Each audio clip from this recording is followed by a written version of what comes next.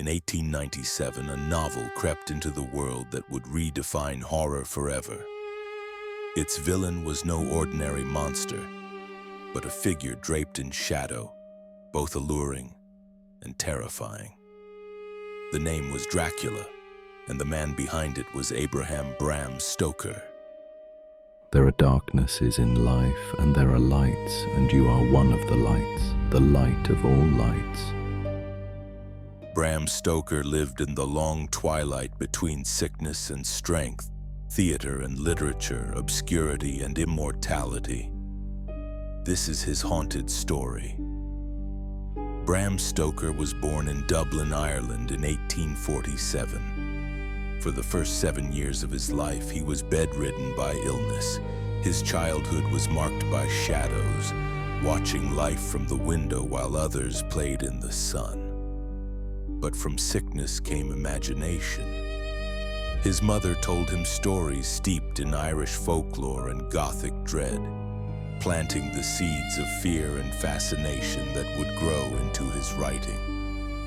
It is only when a man feels himself face to face with such horrors that he can understand their true import. When his health returned, Stoker flourished. He studied mathematics at Trinity College, excelling in athletics and debate. But it was writing that pulled him most strongly, particularly the dark, critical reviews he wrote of Dublin's theatre scene. In 1876, he wrote a glowing review of a performance by the actor Henry Irving. The two men met, and their friendship changed Stoker's life. Irving soon invited him to London to manage the Lyceum Theatre. For nearly 3 decades, Stoker lived in Irving's shadow, running the Lyceum with tireless dedication. He mingled with the great minds of the age, including Oscar Wilde, Arthur Conan Doyle, and James Whistler, but often seemed more steward than star. All the while, he wrote, Stoker published short stories, travel books, and novels, but nothing made much impact. Until Dracula. In 1897, Stoker's dark creation emerged. A blend of folklore, science, and Gothic imagination, Dracula gave form to modern anxieties, disease, sexuality, invasion, and death. The Count was both predator and aristocrat, a monster who walked in society's drawing rooms as easily as in graveyards. Listen to them, the children of the night. What music they make. Dracula was more than horror. It was allegory, a mirror to the Victorian fears of degeneration and the fragility of empire.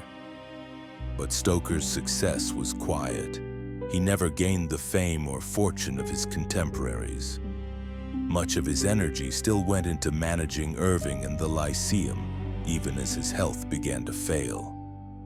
In 1905, Henry Irving died, and with him went much of Stoker's livelihood.